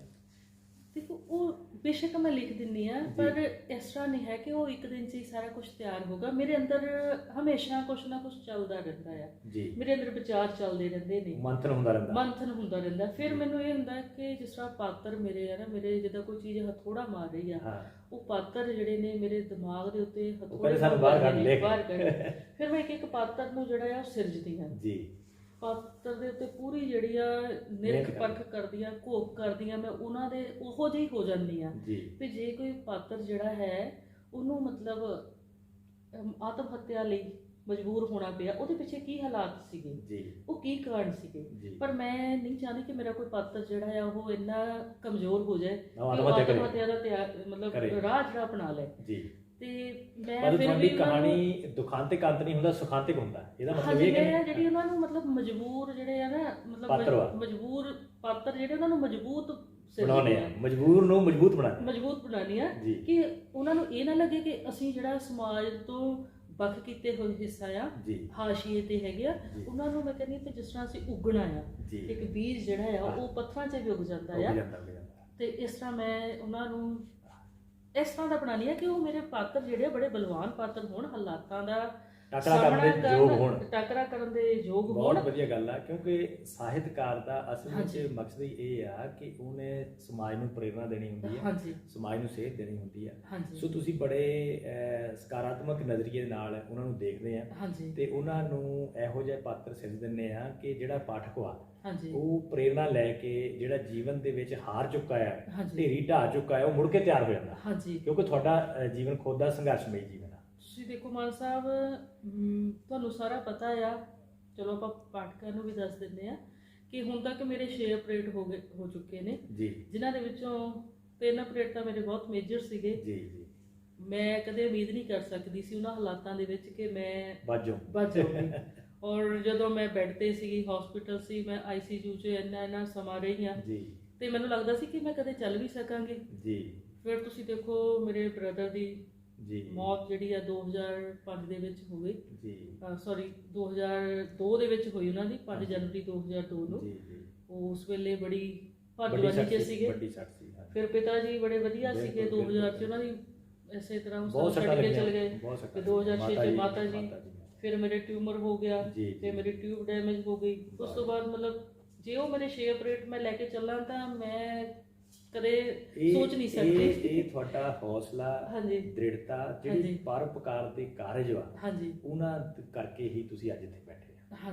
ਕਿਉਂਕਿ ਜਿਹੜਾ ਸਰਬੱਤੇ ਭਲੇ ਜੋ ਆਪਣਾ ਭਲਾ ਭਾਲਦਾ, ਉਹਦਾ ਭਲਾ ਹੁੰਦਾ। ਜੇ ਮੈਂ ਕਹਾਂ ਮੇਰਾ ਇਕੱਲੇ ਦਾ ਭਲਾ ਹੋ ਜਾਏ, ਬਾਕੀਆਂ ਦਾ ਨਾ ਹੋਵੇ, ਇਹ ਕਦੀ ਨਹੀਂ, ਕੁਦਰਤ ਦਾ ਨਿਯਮ ਨਹੀਂ ਹੈ। ਸੋ ਤੁਸੀਂ ਸਾਡੇ ਦਰਸ਼ਕਾਂ ਨੂੰ ਅਖੀਰ ਦੇ ਵਿੱਚ ਜਿਹੜੀਆਂ ਪ੍ਰੇਰਨਾਦਾਇਕ ਗੱਲਾਂ, ਜਿੱਦਾਂ ਪੁਆਇੰਟ ਹੁੰਦੇ, ਨੁਕਤੇ ਜਿਹੜੇ ਸਾਡੇ ਨੌਜਵਾਨ ਜਾਂ ਬੱਚੇ ਸਾਡੇ ਦੇਖ ਰਹੇ ਨੇ, ਚੈਨਲ ਸਾਡਾ ਇਹ ਪ੍ਰੋਗਰਾਮ ਦੇਖ ਰਹੇ ਨੇ, ਉਹਨਾਂ ਨੂੰ ਕੀ ਸੁਨੇਹ ਦਿੰਦੇ ਆ? ਮੈਂ ਬੱਚਿਆਂ ਨੂੰ ਇਹੀ ਦੱਸਣਾ ਚਾਹੁੰਦੀ ਹਾਂ ਕਿ ਤੁਸੀਂ ਮੇਰੀ ਜੇ ਕਿਤਾਬ ਹੈ, ਹੁਣੇ ਮੇਰੀ ਜਿਹੜੀ ਆ ਕਿਤਾਬ ਛਪੀ ਆ, ਮੈਂ ਗੌਤਮ ਨਹੀਂ ਹਾਂ, ਉਹਦੇ ਵਿੱਚ ਮੇਰੀਆਂ ਮੋਸਟਲੀ ਜਿਹੜੀਆਂ ਕਹਾਣੀਆਂ ਨੇ ਉਹ ਇਹੀ ਮਨੁੱਖ ਨੂੰ ਪ੍ਰੇਰਿਤ ਕਰਦੀਆਂ ਨੇ ਕਿ ਅਸੀਂ ਹਿੰਮਤ ਨਹੀਂ ਹਾਰਨੀ। ਕੁਛ ਮੇਰੇ ਅਜਿਹੇ ਪਾਤਰ ਨੇ ਜਿਨ੍ਹਾਂ ਦੇ ਵਿੱਚ ਉਹਨਾਂ ਦੇ ਜਵਾਨ ਪੁੱਤਰ ਆ, ਉਹਨਾਂ ਦੀ ਮੌਤ ਹੋ ਜਾਂਦੀ ਆ, ਪਰ ਅਖੀਰ ਤੱਕ ਉਹ ਹਿੰਮਤ ਨਹੀਂ ਹਾਰਦੇ, ਜੀਵਨ ਦੇ ਵਿੱਚ ਉਹ ਚੱਲਦੇ ਆ, ਆਪਣਾ ਹਰ ਜਿਹੜਾ ਹੈ ਦੁੱਖ ਨੂੰ ਪਾਰ ਕਰਕੇ ਇੱਕ ਨਵਾਂ ਜਿਹੜਾ ਹੈ ਮੰਜ਼ਿਲ ਤੇ ਉਹ ਪਹੁੰਚਦੇ ਨੇ। ਇੱਕ ਤਾਂ ਮੈਂ ਇਹ ਦੱਸਣਾ ਚਾਹੁੰਦੀ ਹਾਂ ਵਿਦਿਆਰਥੀਆਂ ਨੂੰ, ਬੱਚਿਆਂ ਨੂੰ, ਸਾਹਿਤ ਨਾਲ ਜੁੜੇ ਲੋਕਾਂ ਨੂੰ, ਨੌਜਵਾਨਾਂ ਨੂੰ ਕਿ ਸਾਨੂੰ ਜ਼ਿੰਦਗੀ ਦੇ ਵਿੱਚ ਕਦੇ ਵੀ ਹਿੰਮਤ ਨਹੀਂ ਹਾਰਨੀ ਚਾਹੀਦੀ। ਦੂਸਰਾ, ਜਿਹੜਾ ਸਾਨੂੰ ਸੋਸ਼ਲ ਭਲਾਈ ਦੇ ਕੰਮ, ਜਿਹੜੇ ਸਮਾਜ ਭਲਾਈ ਦੇ ਕੰਮ ਆ, ਉਹ ਜ਼ਰੂਰ ਕਰਨੇ ਚਾਹੀਦੇ ਆ। ਮਾਨ ਸਾਹਿਬ, ਤਰਵੈਣੀ ਦੇ ਨਾਲ ਨਾਲ ਮੇਰੇ ਕੋਲ ਕੁਝ ਵਿਦਿਆਰਥੀ ਇੱਦਾਂ ਦੇ ਆਉਂਦੇ ਨੇ, ਹਰੇਕ ਸਾਲ ਅਜਿਹੇ ਆਉਂਦੇ ਨੇ ਜਿਹੜੇ ਆਰਥਿਕ ਪੱਖੋਂ ਬੜੇ ਕਮਜ਼ੋਰ ਹੁੰਦੇ ਜੀ ਨੇ। ਜੀ ਜੀ ਅਸੀਂ ਉਹਨਾਂ ਦੀ ਮਤਲਬ ਮਦਦ ਵੀ ਉਹਨਾਂ ਕਰਦੇ ਦੀ ਆ। ਮਦਦ ਕਰਦੇ ਤੁਸੀਂ ਆ। ਐਨਐਸਐਸ ਯੂਨਿਟ ਦੇ ਵੀ ਇੰਚਾਰਜ ਆ, ਮੈਨੂੰ ਪਤਾ। ਮੈਂ ਹਾਂਜੀ ਐਨਐਸਐਸ ਦਾ ਚਲੋ ਮੈਨੂੰ ਇੱਕ ਡਿਊਟੀ ਮਿਲੀ ਜੀ, ਹੋਈ ਜੀ। ਕਾਲਜ ਤੋਂ। ਇੱਕ ਮੇਰੀ ਇਹ ਵੀ ਹੈ ਕਿ ਮੇਰੇ ਜਿਹੜੇ ਵਿਦਿਆਰਥੀ ਆ ਬੜੇ ਗਰੀਬ ਹੁੰਦੇ ਨੇ ਪਰ ਉਹ ਪੜ੍ਹਨ ਦੇ ਲਾਇਕ ਹੁੰਦੇ ਨੇ। ਜੀ ਅਸੀਂ ਇਕੱਠੇ ਹੋ ਕੇ ਉਹਨਾਂ ਦੀ ਮਦਦ ਕਰੀਦੀ ਆ। ਜੀ ਤੇ ਮੈਂ ਵਿਦਿਆਰਥੀਆਂ ਨੂੰ ਇਹੀ ਕਹਾਂਗੀ ਵੀ ਜੇ ਤੁਸੀਂ ਇਦਾਂ ਦਾ ਲੱਗਦਾ ਤੁਹਾਡੇ ਕੋਲ ਕੋਈ ਵਿਦਿਆਰਥੀ ਆ ਉਹ ਪੜ੍ਹਨਾ ਚਾਹੁੰਦਾ ਹੈ, ਉਹਦੀ ਫੀਸ ਨਹੀਂ ਤੁਸੀਂ ਉਹ ਦੇ ਰਿਹਾ, ਤੁਸੀਂ ਉਹਦੀ ਫੀਸ ਜਿਹੜੀ ਆ ਇਕੱਠੇ ਹੋ ਕੇ ਆਪਾਂ ਕੋਈ ਨਾ ਕਰ ਕੋਈ ਸਕਦੇ ਸਾਧਨ ਆ। ਜੁਟਾ ਸਕਦੇ ਆ। ਜੀ 5-10 ਬੰਦੇ ਜਿਹੜੇ ਆ ਕੋਈ ਉਹ ਔਖਾ ਆਪਣਾ ਇੱਕ ਕੰਮ ਨਹੀਂ, ਗਰੁੱਪ ਕੋਈ ਬਣਾ ਔਖਾ ਲਓ। ਕੰਮ ਨਹੀਂ। ਜਦ ਤੁਸੀਂ ਇਕੱਲਿਆਂ ਨੇ ਦੇਖੋ ਹਾਂਜੀ। ਇੱਥੋਂ ਤੱਕ ਪਹੁੰਚ ਗਏ ਆ, ਤੁਸੀਂ ਹਾਂਜੀ। ਇਕੱਲੇ ਤੁਰੇ ਸੀਗੇ, ਹਾਂਜੀ ਅੱਜ ਤੁਸੀਂ ਐਡਾ ਵੱਡਾ ਕਾਫਲਾ ਬਣਾ ਲਿਆ ਆਪਣਾ। ਹਾਂਜੀ। ਤੇ ਇਸ ਕਰਕੇ ਅਸੰਭਵ ਨਾਂ ਦੀ ਕੋਈ ਚੀਜ਼ ਨਹੀਂ। ਹਾਂਜੀ ਸੋ ਦਰਸ਼ਕ ਦੋਸਤੋ, ਇਹ ਗੱਲਬਾਤ ਸੀ ਸਾਡੀ ਪ੍ਰੋਫੈਸਰ ਬਲਬੀਰ ਕੌਰ ਰੀਹਲ ਨਾਲ, ਜਿਨ੍ਹਾਂ ਨੇ ਆਪਣੇ ਜੀਵਨ ਦੇ ਤਜਰਬੇ ਤੁਹਾਡੇ ਨਾਲ ਸਾਂਝੇ ਕੀਤੇ ਨੇ। ਸੋ ਆਓ ਆਪਾਂ ਇਹਨਾਂ ਦੇ ਜੀਵਨ ਤੋਂ ਪ੍ਰੇਰਨਾ ਲੈ ਕੇ ਆਪਾਂ ਵੀ ਇਸ ਸਮਾਜ ਲਈ, ਇਸ ਦੇਸ਼ ਲਈ, ਇਸ ਕੌਮ ਲਈ ਕੋਈ ਨਾ ਕੁਝ ਕਰੀਏ। ਬਹੁਤ ਬਹੁਤ ਸ਼ੁਕਰੀਆ ਰੀਹਲ ਜੀ, ਮਿਹਰਬਾਨੀ ਜੀ। ਬਹੁਤ ਬਹੁਤ ਤੁਹਾਡਾ ਧੰਨਵਾਦ। ਸ਼ੁਕਰੀਆ ਜੀ ਬਹੁਤ।